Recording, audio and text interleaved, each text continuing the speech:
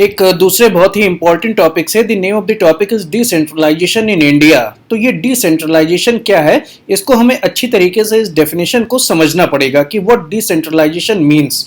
तो देखिए यहाँ पे आपको सबसे पहले बताया गया है कि when power is taken away from central and state governments and given to the local government it is called decentralization. कि डिसेंट्रलाइजेशन का मतलब है कि सेंट्रल और स्टेट गवर्नमेंट से पावर ले करके उसको लोकल गवर्नमेंट को दे देना, तो ये चीज डिसेंट्रलाइजेशन कहलाती है। तो आप कहेंगे कि लोकल गवर्नमेंट क्या है, तो ये लोकल गवर्नमेंट को जैसे जैसे हम आगे बढ़ेंगे आप जानेंगे कि लोकल गवर्नमेंट क्या होती है। तो लेकिन आपको फिलहाल बताया गया कि डिसेंट्रलाइजेशन का मतलब है कि सेंट्रल और स्टेट गवर्नमेंट से पावर लेकर उसे लोकल गवर्नमेंट को दे देना डिसेंट्रलाइजेशन कहलाता है। फिर अब इस डिसेंट्रलाइजेशन की जरूरत क्या है, तो यहां पे कहा जा रहा है कि the basic idea behind decentralization is that there are a large number of problems and issues which are best settled at the local level. कि इसकी जरूरत यह है कि बहुत सारे ऐसे इश्यूज होते हैं, बहुत सारी ऐसी प्रॉब्लम्स होती हैं कि जिनका सेटलमेंट लोकल लेवल पे ज्यादा अच्छी तरीके से हो सकता है और इसीलिए लोकल गवर्नमेंट बनाने की जरूरत पड़ी, इसीलिए लोकल सेल्फ गवर्नमेंट बनाने की जरूरत पड़ी। तो लोकल सेल्फ गवर्नमेंट या लोकल गवर्नमेंट के डीपर मीनिंग को हम आगे चैप्टर बढ़ने के साथ में समझेंगे। फिलहाल आप इसको ये समझ सकते हैं कि जैसे म्यूनिसिपैलिटी वगैरह होती है शहरों में और जिस तरीके से पंचायतें होती हैं गांवों में, तो ये लोकल गवर्नमेंट का एग्जाम्पल है। आप इसका डिटेल आगे हम जैसे बढ़ेंगे उस तरीके से आपको पता चलेगा। फिर देखिए क्या कहा जा रहा है कि people have better knowledge of problems in their localities. कि जो लोकल लोग हैं उनको अपनी लोकेलिटीज की प्रॉब्लम्स का ज्यादा अच्छी तरीके से पता होता है। कि जो आदमी दिल्ली में रह रहा है उसको ये नहीं पता होगा कि बशीरगंज मोहल्ले में क्या प्रॉब्लम है, या उसे ये नहीं पता होगा कि मल्लीपुर गांव में क्या प्रॉब्लम है। तो उस प्रॉब्लम को लोकल पीपल ही ज्यादा अच्छी तरीके से समझ सकते हैं, इसलिए लोकल गवर्नमेंट की हमें जरूरत है, या हम ये कह सकते हैं कि गवर्नमेंट के इस थर्ड टीयर की भी हमें जरूरत है। They also have better ideas on where to spend money, means the local people know it better how and where to spend money. कि लोकल पीपल को अपने प्रॉब्लम्स और अपनी इश्यूज के बारे में ज्यादा अच्छी तरीके से पता होता है कि पैसा कहाँ खर्च किया जाना चाहिए and how to manage things more efficiently, और किस तरीके से पैसा ज्यादा एफिशिएंटली मैनेज किया जा सकता है। फिर देखिए besides at the local level it is possible for people to directly participate in decision making। कि जब लोकल गवर्नमेंट के द्वारा चीजें डिसाइड होंगी तो उसमें जो स्थानीय लोग हैं, जो लोकल पीपल हैं, उनका ज्यादा डायरेक्ट इन्वॉल्वमेंट होगा, उनका ज्यादा एक्टिव पार्टिसिपेशन होगा। This helps to inculcate a habit of democratic participation, और इससे डेमोक्रेसी का सबसे बड़ा पर्पज सॉल्व होता है। डेमोक्रेसी का सबसे बड़ा पर्पज हम प्राप्त कर पाते हैं जिसको डेमोक्रेटिक पार्टिसिपेशन कहते हैं, क्योंकि डेमोक्रेसी का मतलब ही है कि गवर्नमेंट ऑफ पीपल। तो जब तक उसमें पीपल का पार्टिसिपेशन नहीं होगा तब तक डेमोक्रेसी सार्थक नहीं हो सकती। तो ये लोकल गवर्नमेंट का मकसद लोगों के इन्वॉल्वमेंट, लोगों के पार्टिसिपेशन को भी और ज्यादा बढ़ाना और ज्यादा उसको सकारात्मक बनाना है। फिर देखिए local government is the best way to realize one important principle of democracy, namely local self government. कि जो लोकल गवर्नमेंट है वो हमें डेमोक्रेसी के एक प्रिंसिपल जिसको लोकल सेल्फ गवर्नमेंट कहते हैं, इसको समझने में हमारी मदद करती है। कि लोकल सेल्फ गवर्नमेंट जिसको बोलते हैं स्थानीय स्वशासन, कि अपने द्वारा शासन को चलाना। तो ये लोकल सेल्फ गवर्नमेंट में इसमें पंचायत आती हैं और इसमें म्यूनिसिपैलिटीज आती हैं। अब ध्यान दीजिए, panchayat in villages and municipalities in urban areas were set up in all the states. तो ये जो लोकल सेल्फ गवर्नमेंट आपने यहां देखा, लोकल सेल्फ गवर्नमेंट के दो पार्ट होते हैं। लोकल सेल्फ गवर्नमेंट ये रूरल लेवल पर काम करती है गांवों में, और ये अर्बन लेवल पर काम करती है म्यूनिसिपैलिटीज के फॉर्म में शहरों में। तो ये आपको बताया जा रहा है कि लोकल सेल्फ गवर्नमेंट के दो पार्ट होते हैं। जो रूरल फॉर्म है वो पंचायत के फॉर्म में विलेजेस में काम करता है, और अर्बन एरियाज में लोकल सेल्फ गवर्नमेंट को हम म्यूनिसिपैलिटीज के फॉर्म में देखते हैं। तो आपको बताया जा रहा है कि ये एग्जिस्ट तो काफी पहले से करती थी, but these were directly under the control of state government. लेकिन पहले ये स्टेट गवर्नमेंट के डायरेक्ट कंट्रोल में होती थी, और तब elections to the local governments were not held regularly. और तब स्टेट गवर्नमेंट अपनी मंशा के मुताबिक, अपनी इच्छा के मुताबिक कभी कभार लोकल गवर्नमेंट के इलेक्शंस कराती थी, रेगुलरली नहीं कराती थी। Local governments did not have any powers और रिसोर्सेज ऑफ देयर ओन। और उस टाइम में लोकल गवर्नमेंट काफी कमजोर थी, काफी वीक थी, और उसके पास अपनी पावर्स और रिसोर्सेज नहीं हुआ करती थी काफी पहले। Thus there was very little decentralization in effective terms। और इस तरीके से डिसेंट्रलाइजेशन यानी कि पावर को डिसेंट्रलाइज करना, एक जगह से निकाल करके उसको बिखेरना, उसको डिस्ट्रीब्यूट करना, ये एक्चुअल टर्म्स में बहुत ही कम था। ये केवल एक फॉर्मल लेवल पे था, केवल एक फॉर्मेलिटी के लिए था, लेकिन एक्चुअल लेवल पे ये चीज नहीं थी। एक्चुअल लेवल पे ये हम पावर का डिसेंट्रलाइजेशन नहीं देखने को पाते थे, क्योंकि लोकल गवर्नमेंट जो है या लोकल सेल्फ गवर्नमेंट जो है ये स्टेट गवर्नमेंट के बहुत ज्यादा कंट्रोल में होती थी पहले, पर बाद में इसमें कुछ चेंजेस किए गए। आप अभी उनको भी देखेंगे कि डेमोक्रेसी के इस थर्ड टियर को, जिसको हम लोकल सेल्फ गवर्नमेंट बोलते हैं, इसे ज्यादा प्रैक्टिकल पावर्स हासिल नहीं थी। पर उसके बाद A major step towards decentralization was taken in 1992 कि 1992 में डिसेंट्रलाइजेशन के फेवर में एक बड़ा कदम उठाया गया। The constitution was amended to make the third tier of democracy more powerful and effective। और इसमें क्या किया गया, इसमें कुछ कॉन्स्टिट्यूशनल अमेंडमेंट किए गए जिससे डेमोक्रेसी के इस थर्ड टियर को, जिसको हम लोकल सेल्फ गवर्नमेंट बोलते हैं, इसे ज्यादा पावरफुल और इफेक्टिव बनाया जा सके। तो एक्चुअली बच्चों 1992 में इसके लिए प्रपोजल पास किया गया था, लेकिन इसका अप्रूवल 1993 में हुआ और 1993 में 24 अप्रैल को यह प्रपोजल एक्सेप्ट किया गया था। और इसी वजह से 24 अप्रैल को नेशनल पंचायती राज डे भी मनाया जाता है, जिसे हम पंचायती राज दिवस बोलते हैं। 24 अप्रैल को सेलिब्रेट किया जाता है क्योंकि इसी दिन ये अमेंडमेंट इनैक्ट हुआ था। तो देखिए, अब इस अमेंडमेंट के तहत क्या किया गया कि now it is constitutionally mandatory to hold regular elections to the local government bodies. कि इस अमेंडमेंट के बाद अब ये मैंडेटरी हो गया था कि रेगुलर लोकल बॉडी इलेक्शंस करवाए जाएंगे हर एक स्टेट में।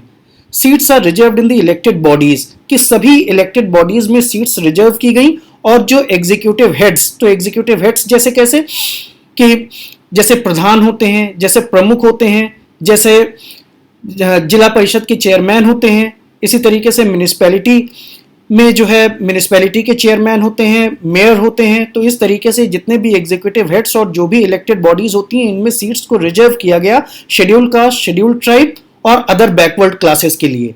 साथ ही साथ ये रिजर्वेशन 1/3 का दिया गया विमेन के लिए भी। At least 1/3 of all positions are reserve for women, की इसमें भी 1/3 सीट्स को रिजर्व किया गया विमेन के लिए। तो ये सारी चीजें, ये सारी चेंजेस हुए 1992 में जो कॉन्स्टिट्यूशनल अमेंडमेंट किया गया उसके तहत। फिर देखिए क्या हुआ, an independent institution called state election commission has been created in each state to conduct panchayat and municipal elections. तो अब आपको यहाँ पे बताया जा रहा है कि एक independent state election commission setup किया गया जिसका काम था पंचायत और म्युनिसिपल इलेक्शंस को कराना। तो यहाँ पे बच्चों एक और चीज देख लेने वाली है आपके लिए कि ये जो स्टेट इलेक्शन कमीशन लिखा हुआ है, इस स्टेट इलेक्शन कमीशन को आप इलेक्शन कमीशन से कंफ्यूज ना करिएगा। जो हमारे देश का इलेक्शन कमीशन होता है उसका काम प्रेसिडेंट से लेकर के एमएलए तक के चुनावों को कराना होता है। वो इलेक्शन कमीशन हमारा होता है जो सेंट्रल गवर्नमेंट के अंडर में काम करता है, और ये स्टेट इलेक्शन कमीशन है। इस स्टेट इलेक्शन कमीशन का काम पंचायत और म्युनिसिपल इलेक्शंस को कराना है। तो ये स्टेट इलेक्शन कमीशन को आप जो यूनियन गवर्नमेंट का इलेक्शन कमीशन है उससे कंपेयर करते हुए उसको एक ही ना समझ लीजिएगा, ये दोनों अलग अलग हैं। ये स्टेट इलेक्शन कमीशन है जिसका काम केवल पंचायत और म्युनिसिपल इलेक्शंस कराना है। The state governments are required to share some powers and revenue with the local government bodies। और अब इसके साथ ये जरूरी हो गया था कि स्टेट गवर्नमेंट कुछ पावर्स और कुछ पैसा लोकल गवर्नमेंट के साथ में, लोकल सेल्फ गवर्नमेंट के साथ में शेयर करें। Very important part that is local self government. बच्चों ये लोकल सेल्फ गवर्नमेंट के कॉन्सेप्ट को आप बहुत अच्छे से समझिएगा, क्योंकि ये एक ऐसा फील्ड है जिसमें काफी टाइम तक लोगों को कंफ्यूजन बना रहता है कि ये लोकल सेल्फ गवर्नमेंट क्या है। तो बच्चों लोकल सेल्फ गवर्नमेंट जो है ये गवर्नमेंट का या गवर्नेंस का थर्ड टियर है, और इसके दो पार्ट्स होते हैं। इसका एक पार्ट ग्रामीण क्षेत्रों को या रूरल एरियाज को गवर्न करता है, और दूसरा पार्ट अर्बन एरियाज या शहरी क्षेत्रों को गवर्न करता है। तो जो लोकल सेल्फ गवर्नमेंट है, लोकल सेल्फ गवर्नमेंट जिसको हम स्थानीय स्वशासन भी कह सकते हैं, लोकल सेल्फ गवर्नमेंट के दो पार्ट हैं, रूरल एरियाज और अर्बन एरियाज। रूरल एरियाज में इसको पंचायती राज बोला जाता है। रूरल एरियाज की जो सेल्फ गवर्नमेंट है इसके लिए एक वर्ड है पंचायती राज। और इसी तरीके से अर्बन एरियाज की जो लोकल सेल्फ गवर्नमेंट है उसके लिए म्युनिसिपैलिटी या म्युनिसिपल कारपोरेशंस होते हैं। तो अब जो ये पंचायती राज है, जो लोकल सेल्फ गवर्नमेंट का रूरल एरियाज को गवर्न करने वाला पार्ट है पंचायती राज, ध्यान दीजिएगा ये पंचायती राज फिर से 3 टियर्स में डिवाइड हो जाता है, जिसमें सबसे पहले ग्राम पंचायतें आती हैं जो विलेज लेवल पे होती हैं। तो ये जो विलेज पंचायत या ग्राम पंचायत जिसको हम बोलते हैं, इसका हेड प्रधान होता है। तो आप बुक में एक वर्ड पाएंगे सरपंच। तो एक्चुअली यूपी की अगर हम बात करें तो यूपी में सरपंच नाम की पोस्ट नहीं होती है, लेकिन हरियाणा वगैरह में होती है। तो ये चीजें थोड़ा सा स्टेट टू स्टेट वेरी करती हैं। तो अगर आप यूपी के हिसाब से देखेंगे तो यूपी में विलेज पंचायत का हेड प्रधान होता है, और कई सारी विलेज पंचायत आपस में मिलकर के पंचायत समिति बनाती हैं ब्लॉक लेवल पे, और इसका हेड जो होता है उसे हम प्रमुख बोलते हैं। जो ब्लॉक लेवल पे पंचायत समिति होती है उसके हेड को हम प्रमुख बोलते हैं। तो ये पंचायत समिति, बहुत सारी ग्राम पंचायतें आपस में मिलकर के पंचायत समिति बनाती हैं। फिर बहुत सारी पंचायत समितियां आपस में मिलकर के जिला परिषद बनाती हैं। तो जो जिला परिषद का हेड होता है उसे चेयरमैन ऑफ डिस्ट्रिक्ट बोर्ड बोलते हैं या चेयरमैन ऑफ जिला परिषद बोलते हैं। वो जिला परिषद का अध्यक्ष कहलाता है। तो ये पंचायती राज का डिवीजन है। ग्राम पंचायत में भी आपको ये ध्यान रखना होगा, इसमें कई बार एक विलेज होता है, लेकिन कई बार पॉपुलेशन के हिसाब से एक से ज्यादा गांवों को भी आपस में मिला करके ग्राम पंचायत बना दी जाती है। तो पंचायती राज के 3 पार्ट्स हैं। ग्राम पंचायत जिसका हेड प्रधान होता है, पंचायत समिति जो ब्लॉक लेवल पे होती है जिसका हेड प्रमुख होता है, और कई पंचायत समितियां आपस में मिलकर के जिला पंचायत या जिला परिषद बनाती हैं जिसका head chairman of district board या चेयरमैन ऑफ जिला परिषद होता है। तो ये आप ध्यान दीजिए। फिर इसी तरीके से लोकल सेल्फ गवर्नमेंट का वो पार्ट जो अर्बन एरियाज को गवर्न करता है वो म्युनिसिपैलिटी या म्युनिसिपल कॉरपोरेशन कहलाता है। तो इसमें जो टाउन्स में बॉडी होती है वो नगर पंचायत कहलाती है। जैसे नानपारा, तो नानपारा में आपको नगर पंचायत मिलेगी, बहराइच में आपको नगर पालिका मिलेगी, और लखनऊ जैसे बड़े शहरों में नगर निगम मिलेगी जिसको हम कॉरपोरेशन बोलते हैं। तो नगर निगम का मतलब होता है कॉरपोरेशन। कॉरपोरेशन का हेड जो है उसे हम मेयर कहते हैं। इसी तरीके से नगर पालिका जो छोटे शहरों में, जैसे बहराइच है तो इस तरीके के छोटे शहरों में नगर पालिका होती है, और इसका जो चेयरमैन होता है वो चेयरमैन ऑफ म्युनिसिपैलिटी कहलाता है। इसी तरीके से नगर पंचायत में भी चेयरमैन होता है। तो नगर पंचायत ये टाउन्स में होती है, जैसे नानपारा वगैरह में नगर पंचायत है। तो इस बात को आप समझ गए होंगे। फॉर रूरल एरियाज जिसको पंचायती राज बोलते हैं, तो पहले भी आपको बताया गया कि वो लोकल सेल्फ गवर्नमेंट जो कि रूरल एरियाज को गवर्न करती है उसे हम क्या कहते हैं, पंचायती राज। तो देखिए, rural local government is popularly known by the name Panchayati Raj. तो यही बात आपको यहाँ पे बताई गई है फर्स्ट पॉइंट में। फिर देखिए क्या बताया जा रहा है कि each village or a group of villages in some states has a gram panchayat, कि ग्राम पंचायत इसकी पंचायती राज की जो सबसे छोटी इकाई होती है, पंचायती राज की जो सबसे छोटी यूनिट होती है, इसे ग्राम पंचायत बोलते हैं। तो कई बार जो है ये एक ही गांव से बनाई जाती है या कई बार ग्रुप ऑफ विलेजेस को इंक्लूड किया जाता है ग्राम पंचायत बनाने के लिए। तो ग्राम पंचायत क्या है, पंचायती राज की जो सबसे छोटी इकाई है इसे ग्राम पंचायत बोलते हैं।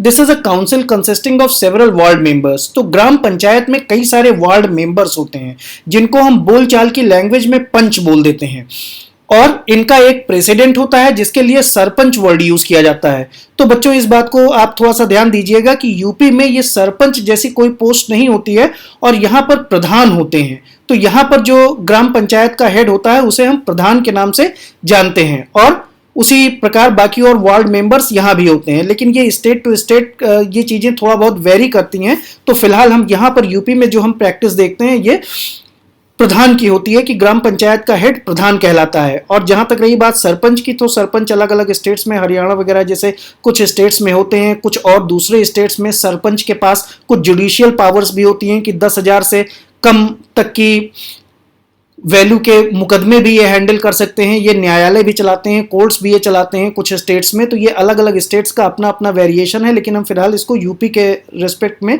अगर हम इसको देखेंगे तो हम ये जानेंगे कि यहाँ पर जो ग्राम पंचायत का हेड है वो प्रधान कहलाता है। और ग्राम पंचायत कई बार एक विलेज से ही बनाई जाती है, कई बार पॉपुलेशन के हिसाब से एक से ज्यादा विलेजेस भी इसमें इंक्लूड कर लिए जाते हैं ग्राम पंचायत बनाने के लिए। फिर कहा जा रहा है कि they are directly elected by all the adult population living in that ward और विलेज, कि ये जो वार्ड मेंबर्स होते हैं जिनको हम पंच बोलते हैं, इनका चुनाव या फिर प्रधान जो कि हेड होता है, इनका चुनाव डायरेक्ट होता है, इनको लोग वोटिंग करके इलेक्ट करते हैं, जो कि एडल्ट पॉपुलेशन होती है विलेज की, ये इसके लिए वोटिंग करती है और ये प्रधान को और वार्ड मेंबर्स को इलेक्ट करती है। तो ये पॉपुलेशन जो वोटिंग करती है, जो एडल्ट पॉपुलेशन है, ये ग्राम सभा कॉन्स्टिट्यूट करती है। ग्राम सभा क्या है कि जो वोटिंग मेंबर्स हैं गांव के, ये ग्राम सभा को बनाते हैं। फिर आगे बताया जा रहा है कि the panchayat works under overall supervision of gram sabha. तो वही बात यहां पे आ गई कि ये जो पंचायत है ये ग्राम सभा के सुपरविजन में काम करती है। और ग्राम सभा को कौन कॉन्स्टिट्यूट करता है? जो वोटिंग पॉपुलेशन होती है गांव की, जो एडल्ट पॉपुलेशन होती है गांव की, वो कॉन्स्टिट्यूट करती है ग्राम सभा। और इसका काम होता है ग्राम पंचायत के वर्क को सुपरवाइज करना। All the voters in the village are its members. तो गांव के जितने भी वोटर्स हैं वो ग्राम सभा के मेंबर्स होते हैं, यानी कि यही वोटर्स मिलकर के ग्राम सभा को कॉन्स्टिट्यूट करते हैं। फिर आगे देखिए, अब ग्राम पंचायत के आगे क्या होता है कि a few gram panchayat are group together to form what is called a panchayat samiti और ब्लॉक। कि कई सारी ग्राम पंचायत आपस में मिल करके एक पंचायत समिति या ब्लॉक बनाती हैं और इसके हेड को प्रमुख कहा जाता है। ये मैं यूपी की प्रैक्टिस आपको बता रहा हूँ, बुक में आप ये वर्ड नहीं पाएंगे, लेकिन यूपी में ऐसा ही होता है कि जो पंचायत समिति या ब्लॉक का जो हेड होता है वो प्रमुख कहलाता है। फिर कई पंचायत समितियां जो हैं वो एक दूसरे के साथ टुगेदर आ जाती हैं। ये टुगेदर में थोड़ा सा स्पेस छूट गया है।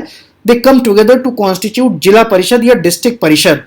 तो most of the members of जिला परिषद आर इलेक्टेड। तो जिला परिषद के ज्यादातर मेंबर्स जो होते हैं ये इलेक्टेड होते हैं। अब ये जिला परिषद किससे बनती है, एक बार फिर से ध्यान दीजिएगा कि कई सारी पंचायत समितियां एक दूसरे के साथ जुड़ करके जिला परिषद बनाती हैं।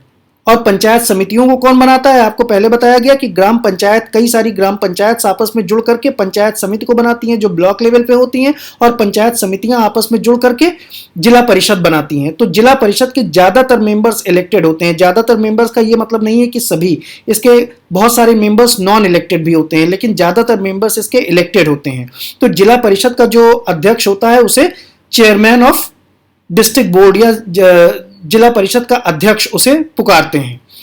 अब जिला परिषद का मेंबर कौन कौन होता है? मेंबर्स ऑफ लोकसभा जो हमारे एमपीज हैं, उसके अलावा एमएलएज डिस्ट्रिक्ट के, और दूसरे बहुत सारे ऑफिशियल्स, बहुत सारे जो top level officials, IAS officers वगैरह जो हैं वो जिला परिषद के मेंबर्स होते हैं। कई सारी कोऑपरेटिव्स वगैरह के भी जो हेड होते हैं वो भी जिला परिषद के मेंबर्स होते हैं। तो जिला परिषद chairperson is the political head of जिला परिषद। तो जिला परिषद का जो चेयरपर्सन होता है उसे इसका पॉलिटिकल, इस बॉडी का पॉलिटिकल हेड कहा जाता है।